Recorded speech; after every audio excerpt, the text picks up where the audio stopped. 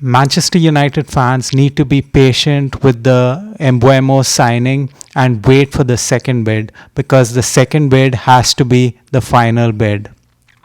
Why is the Mbeumo deal taking so long? And does Manchester United expect to pay the same amount for Bryan Mbeumo as they did for Matheus Cunha? So Manchester United had a great first 3 days of the transfer window. On June 1st, they had the official confirmation that Matheus Cunha is joining Manchester United. On June 2nd, it was mentioned by David Ornstein that Bryan Mbeumo is leaning towards Manchester United and that a deal could be done soon.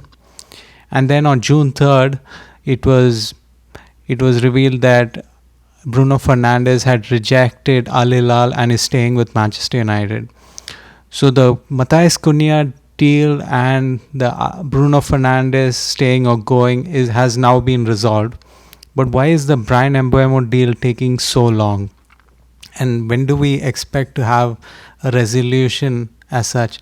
Because we have already sent out a first bid, and I think a first bid was required because Brentford wouldn't have accepted the first bid, but we had to show some form of interest. I think there were some talks before the first bid went out, but they wanted a concrete offer on the table just to show that we are interested in the player and that we really want to get him. So the first bid was for £45 million and plus £10 million in add-ons. It was instantly rejected, and that is understood. That's the way these negotiations go. You try to get the first bid in just to lay a marker as what your minimum you're willing to give. And since then, it's been radio silence.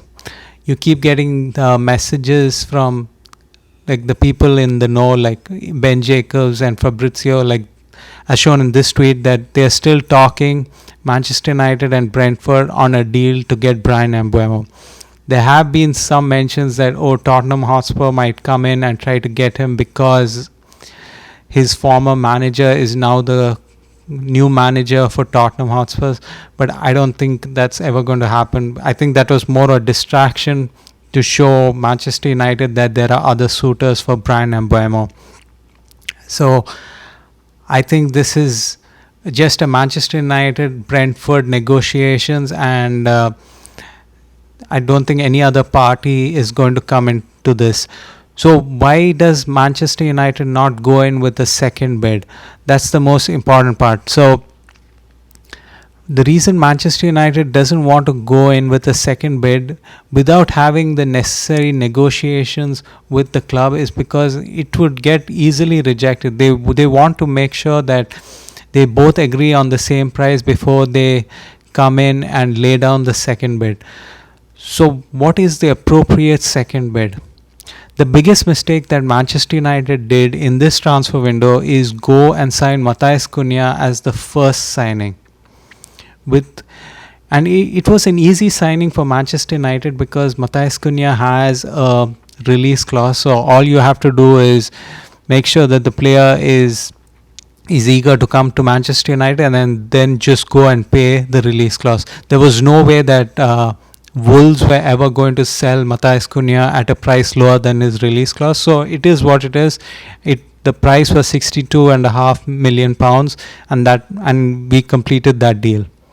So now, how does this connect to the Bryan Mbeumo deal? So Brentford were interested in selling Bryan Mbeumo this entire time because he's on the final year of his contract. They do have an option for an additional year, but they were not planning to keep him.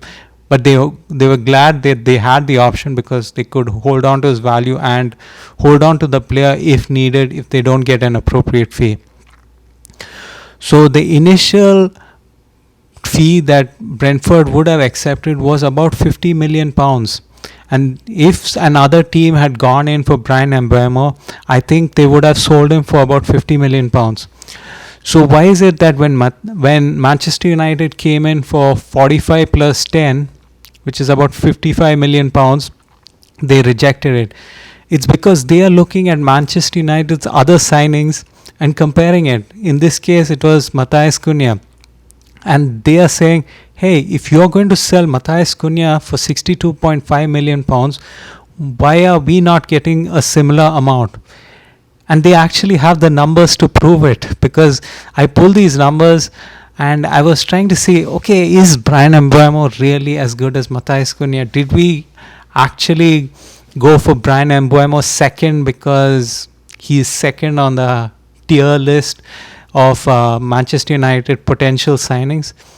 But when you look at his numbers, it is more or less the same. So when you compare the numbers, basically the offensive numbers for Matthias Cunha and Bryan Mbeumo from the last Premier League season, they are essentially the same. First of all, with the age, they are about the same age, just a difference of about 3 months. With respect to games, Bryan Mbeumo played the entire season, 38 games. Matthias Cunha played only 33 because he was suspended for 5 games. We discussed the suspension in another video, and it looks like it wasn't like a character flaw. It was just unfortunate that he was suspended. So I don't expect him to come here and have discipline issues. It might be possible, but it didn't show a trend of many years of discipline issues. But with respect to goals, they both scored the same number of non-penalty goals, which was 15. Bryan Mbeumo scored an extra 5 goals through penalties, but obviously at Manchester United, he's not going to be in charge of scoring penalties, so they're the same in that category. The assists, Cunha had 6, Bryan Mbeumo had 7. All their per 90 stats are essentially the same.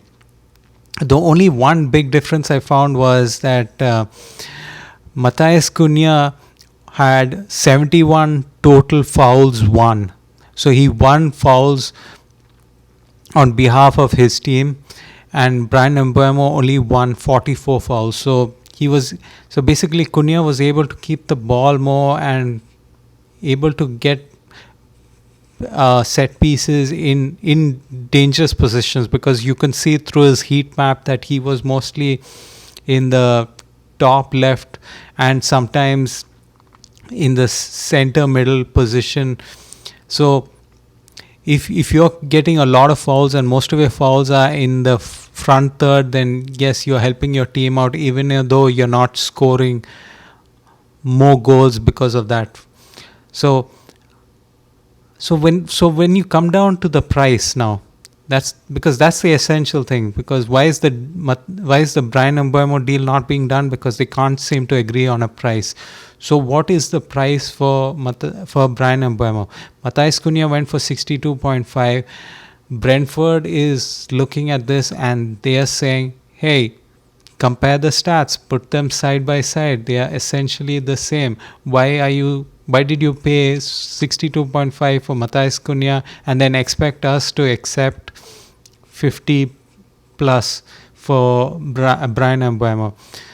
So I think this is there will be more negotiations between the two parties with respect to a price, but I think Manchester United will end up paying a similar amount to Brentford. Maybe there might be some of it might be add-ons or incentives, but I think those incentives also would be related to Bryan Mbeumo's performance, because there's been rumors that whenever clubs are now doing deals with Manchester United, they're trying not to put the add-ons with respect to the team performance, but with respect to the player performance, because they have more trust in their players. The players that they're selling will do good rather than the team doing good. And that is quite an embarrassing statement to hear as a Manchester United fan, that other teams who are selling us players have more confidence in their own players than the player coming into the team and the team doing well. But who knows how this will turn out. I still expect this deal to definitely be done. I expect the second bid to be the final bid, because I don't expect Manchester United to keep coming and adding a few million here and there and then putting in another offer and expecting it to be accepted. So I think they will finish the negotiations. Once they agree on a deal, then the second bid will be the final offer. So hopefully this will be done before preseason, because we need him for the preseason. The latest Premier League schedule has come out, and we have quite a few tough games in the first 5 weeks. So we need him. We cannot wait for the final day of the transfer window, because by then we would have played at least 2 games. So we have to get this done. So I expect this deal to be done in the next few weeks, and hopefully not as high as I think it's going to go, but I think it's going to be 60 plus, close to 60 rather than close to 50. But let's see what happens. If you like this video and if you have any comments, please leave them down in the comment box below. Also, please like and subscribe, as it helps other people find this content. Thank you.